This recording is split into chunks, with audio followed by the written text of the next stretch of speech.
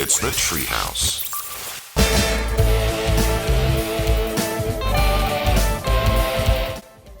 Tara, my wife, met the goat man of Bordeaux Mountain. All right. Yes.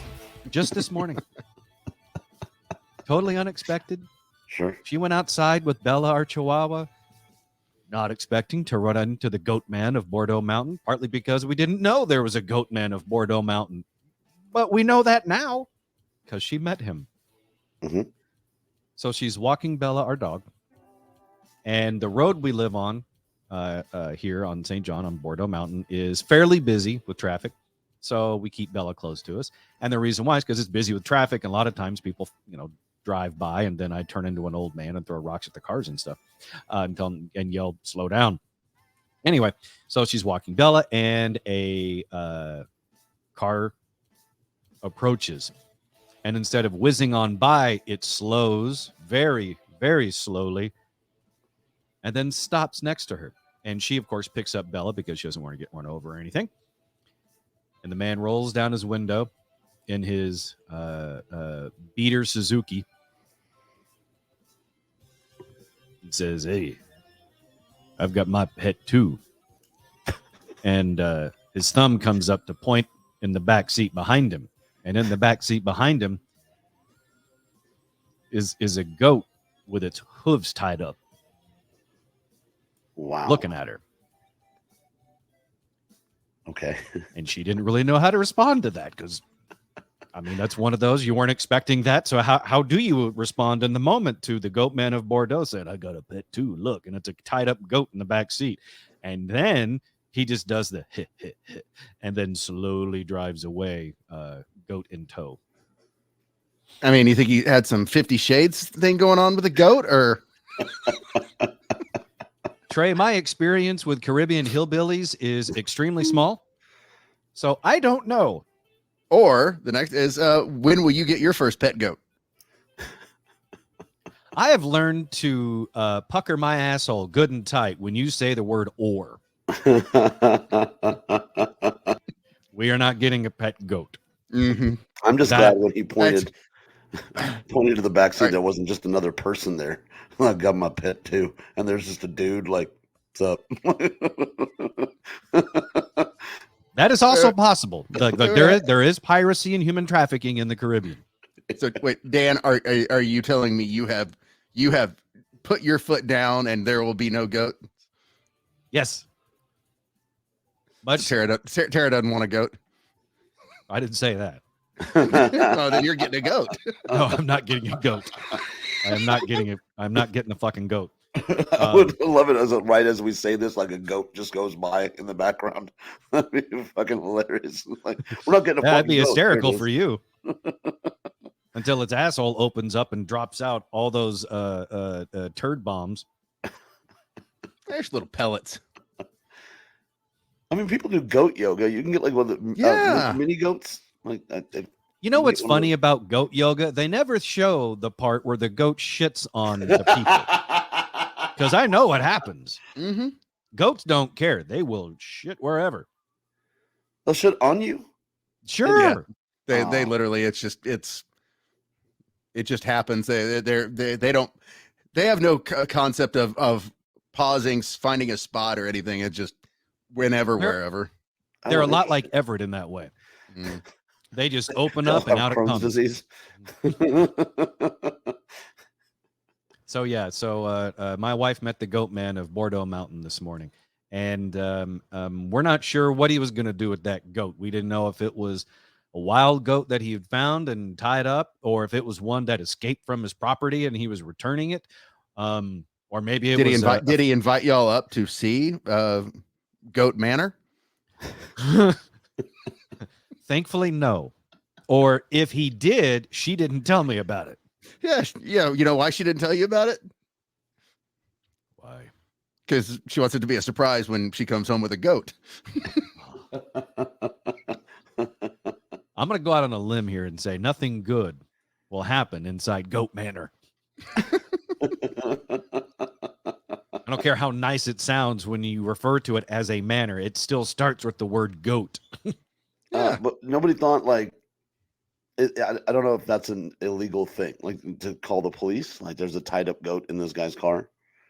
No, I don't think like there's not livestock police in the U.S. Virgin Islands like there are in Texas and other, cattle-based states, at least not that I'm aware of. At one point, St. Thomas had an animal control officer, but now they don't. I don't even think, even in the States, like, if you were just like, yeah, it's dinner, I don't know, they'd say anything. And that's the other thing we think that might have been going on with the goat in the back seat. Cabrito? Is that it might have been being transported for dinner. Oh, well, goat curry's nice. Yeah, Dan, you can be self-sufficient. You can, raise your own food. Yeah, you got goats and chickens. You guys, protein for days. You're not wrong, but I don't know if I trust the source of goat meat from the goat man of Bordeaux Mountain who's driving around in an old Suzuki Sidekick. Yeah, but it would be, at that point, something you had fed. So it would be, grass-fed, treat-fed goat.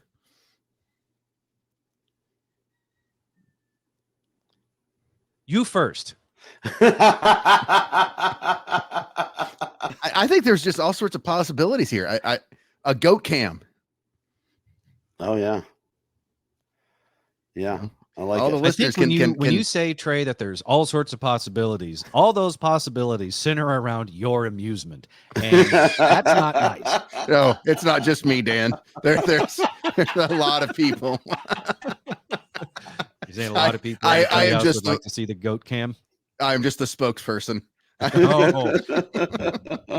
I understand. Don't shoot the messenger, Dan. Yeah, it's your burden to carry as the voice of the people. I swear to God, if you make up a shirt that says, O'Malley's Goat Farm. Oh, that's a fucking great idea. Thank you. Yeah.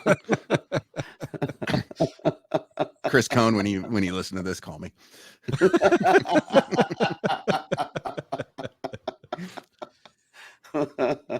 Anyway, Tara met the goat man of Bordeaux Mountain today, and we're not sure exactly what to think of it all because we don't know. I'll be texting your wife to see if she has input on the artwork for O'Malley's Goat Farm.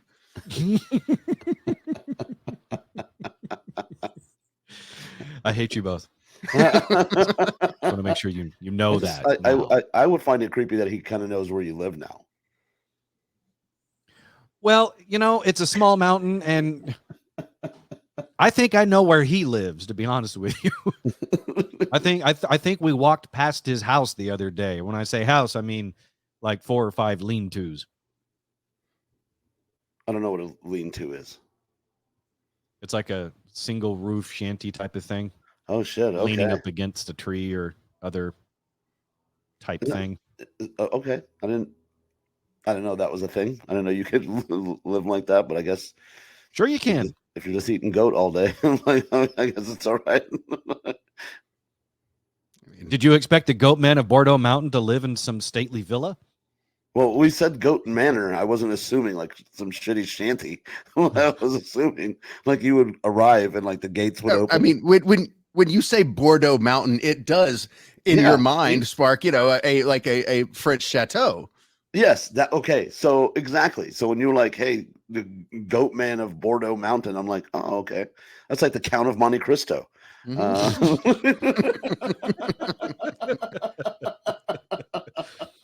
Do you remember the part of the story where I said he was driving a beat-up old Suzuki Sidekick? Maybe that's, like he's a man of the people. He's like, I don't want to take out the rolls. I don't. That's just a goat mobile. Now we have to get a goat mobile. Now we have to have a goat mobile and a shirt that says O'Malley's Goat Farm. There's a lot. Be like one of those car magnets on the side. And then instead of longhorn horns on the front of the hood, instead it'll be goat horns. Oh, that would be creepy as fuck, dude. You just saw a goat skull on the. There's all sorts of scenarios you can come up with. I'm glad. And I'm ashamed about the joke I'm about to make. So I want to say that up front. But, okay. Ooh, I love it when jokes get a disclaimer ahead of them. Quasi-Godo.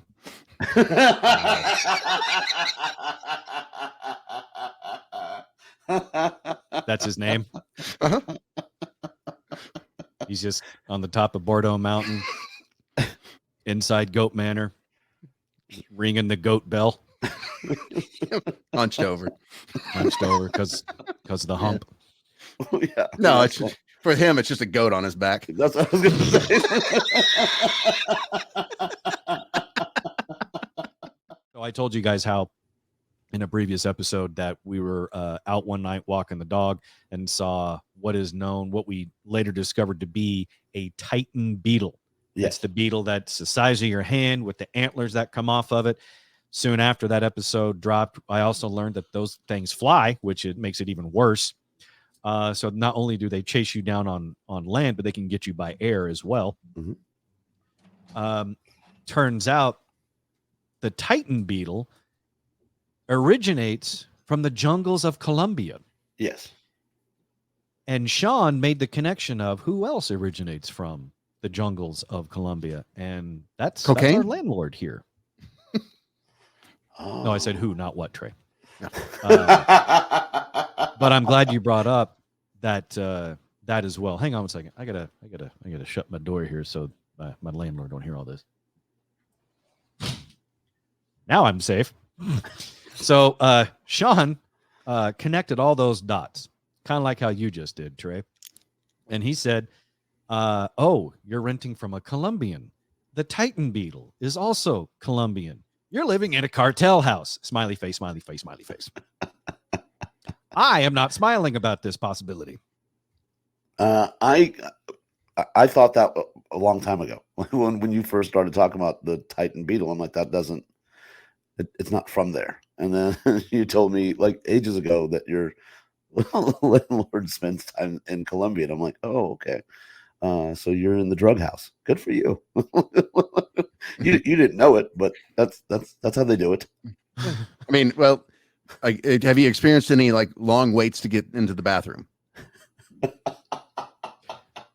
No.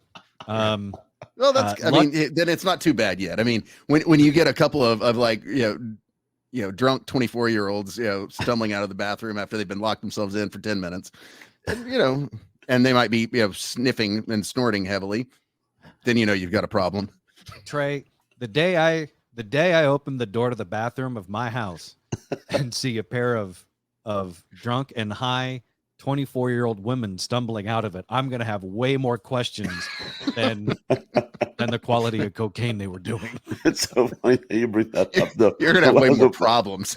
Yeah, a buddy of mine was in from New York last week, and we were at a bar in Addison, and this girl came up and she's like, "So what's your name?" And he literally doesn't miss a beat. He's from New York. He doesn't give a crap, right? He doesn't miss a beat. He goes, "You got a little blow falling out of your nose." Just turned around. But yeah, this could be your drug house, Dan. Oh, that could be your name, Drug House Dan. That sounds like a great name. No. I think the show is properly branded as the Treehouse. It doesn't need to be renamed the Drug House, although that might show a spike in our downloads out of nowhere. Because there could be eight ball O'Malley. Oh.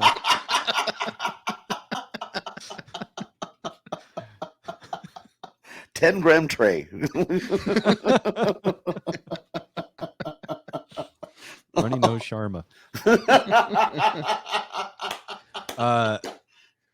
Here's the thing with cocaine. I've never done it. I have it on good authority that I never will, because I readily admit that I have an addictive personality, and it was hard enough for me to quit smoking years ago. Yeah. And I still drink, and I'll admit I drink too much. Not as much as other people that I used to know, but I still drink too much. And I've always been scared to death of hard drugs. Even when it comes to marijuana, I've only done it a handful of times in my life because I don't want to have a new habit. Yeah. I got enough habits as it is. And when it comes to the really hard drugs like the cocaine and See how old am I right there? I just called it I know. the cocaine. You sounded like my mother. The cocaine, the meth, the LSD, the other drugs that you put the in front of that I don't want to touch. Did you put all this stuff into the Google? You sent it in the email? Yeah. After I turned on the computer. Yeah. And went to the internet. The interweb. Yeah. And I say this, I'm with you, because I have no doubt in my mind, if I had ever tried Coke, I would not be alive. I don't know if I'd be dead because of it, but I feel pretty confident that my first thought after having tried it would have been something along the lines of, "Ooh, I got to do that again." Yeah, years ago, I had a friend of mine, a bar friend, and you know what we're talking about. Like, I don't really know them outside of that bar, and they were like, "Hey, I said I saw you last night." And she goes, "Yeah, I was sorry. It was a rough night, and I took this downer and whatever, and I had to take cocaine to for the upper." And I was like, "So what's it like?" And she goes, "You've never done cocaine?" And I go, "40's not the age. Like, you don't start cocaine at 40. Nobody wakes up on their 40th birthday is like, you know what I need to do today? Lose my house. Like, I need to find a coke dealer. Like, that's not a 40-year-old thing. Like, that seems, when Trey said 24, that sounds right. Like, at 24, you should have a coke dealer. At 40, if you wake up on your 40th, you should have one, but I look at it this way: since I didn't do a whole lot of drug experimentation in my youth, I've decided what I'm going to do is, if I make it to I don't give an F old age number, like let's say, I don't know, 70s or something. Yeah. Then that may be the time where I give some of these things a try that I didn't do in my youth. So do you know the story? There's a couple, they're in their 70s, and you can look this up. The wife was terminally ill and they wanted to put her in hospice, and he's like, "Nope, we're going to Vegas." And he took his terminally ill wife to Vegas, and they did every drug. Like, they're like, "If you're going out, you're going out." They had a huge party, and there was like coke and heroin and like everything was there. So that's I'm on that vibe. Like, if I could get to that, like, oh, if I'm going out, man, it's going to look like an early 2000 rap video. I mean, also celebrating a birthday today, and someone who also has known to gone viral at least once. That is Kesha. She is 37 today, and I say that she went. Is herpes going viral? Herpes is viral. Actually, yeah. Thought everybody knew that. Yeah, the other way that she's been viral that I'm aware of is a run-in she had with, while Kesha is famous, she's a famous singer, she's not more famous than Jerry Seinfeld. And there was an incident about 6 or 7 years ago with her on the red carpet where she ran up to Jerry Seinfeld and said, "Oh my God, I love you. Will you please give me a hug?" And this is what happened. Like, anytime you want to charge up your phone, you just plug it in. Because it's hard to just sleep when you're tired. Because people are tired most of the time. I love you so much. Oh, thanks. Can I give you a hug? No, thanks. Please? No, thanks. A little one. Yeah, no, thanks. Oh. That was a nice moment. I don't know who that was. Yeah, it was Kesha. Okay. That's my favorite part at the end. Oh, okay. Well, I wish her the best. It's funny though. Anytime she gets brought up, the only thing I can remember is Billy the Kid talking about how bad she smelled. Yes. There was I was going to bring it up. It's really gross, but there's a producer in New York that said in an interview that she smelled like a dirty diaper filled with onions. Maybe that's why Jerry Seinfeld didn't want to hug her. Yes. When we first played the audio back when we were on the radio 6-7 years ago, when this happened, we didn't have that information. Now it makes sense. Jerry Seinfeld, immediately, let's listen to it again and let's watch it a little bit as well. You can see him recoil. And I assumed it was because he was like, "Oh my God, this could be a crazy fan coming after me." When in reality, it may just be because she smells really, really awful. Yeah. 1 second. There we go. we go. Charge up your phone, you just plug it in. Because it's hard to just sleep when you're tired. Watch him People are recoil? tired most of the time. Kesha, I love you so much. Oh, Phew. thanks. Can I give you a hug? No, thanks. Please? No, thanks. A little one. Yeah, no, thanks. Now he goes away. Too close. That's where he got a whiff of her. Yeah, that's on her team's like bathe. You just got rejected by Jerry Seinfeld for a hug. You smell terrible. It's time for a bath. But I mean, like, I don't expect Jerry Seinfeld to know Kesha. It's like Ed O'Neill took a picture with, was it Britney Spears, and didn't know who she was. Oh, Ed O'Neill from Married with Children and Modern Family. Modern Family, yeah. Brittany, he was at an airport, and Britney Spears came up and goes, "Can I get a picture?" And he goes, "Sure," and then sent it to his granddaughter or something. And she goes, "Do you know who that was?" No. Like, no, that was Britney Spears. No, it wasn't that. It was his granddaughter sent that to him. It's like, oh my God, I can't believe you took a picture with Brittany. And he's like, I don't even know who that is. Oh, that's right. Okay, so that's a story. Yeah, yeah. Is it possible though? And this might be, just trying to find an excuse for Ed O'Neill. Is it possible that she herself at the time didn't realize she was Brittany? This is pre-crazy. This was pre-shave the head Brittany. This is like peak popular. I think I thought it was after all. Well, first of all, I'm not sure that shaving the head really was I don't know that there wasn't crazy long before then, but I thought this was after that. No, I think this is where we need to lean into Trey's expertise with crazy women. And that's and true. That is. I think Trey, you may be onto something. I think when Britney Spears shaved her head, I don't think that was the first sign of crazy. Is that what you're saying? That is indeed what I'm saying. And okay, here's what I and then she posts the videos of her in that devil costume, and you're going, maybe that conservatorship was a good idea. the Dancing with Knives thing was that's when it was like, but here's what we should pull up the picture of Ed O'Neill and just have Trey look into her eyes and see just how crazy she is. Oh, I don't think I've stared longingly into those crazy eyes. It's an abyss of crazy. And you're in love, aren't you? She said, "Oops, I did it again." And then really turns you on when she said, "I'm a slave for you," and you responded by saying, "Yeah, you are."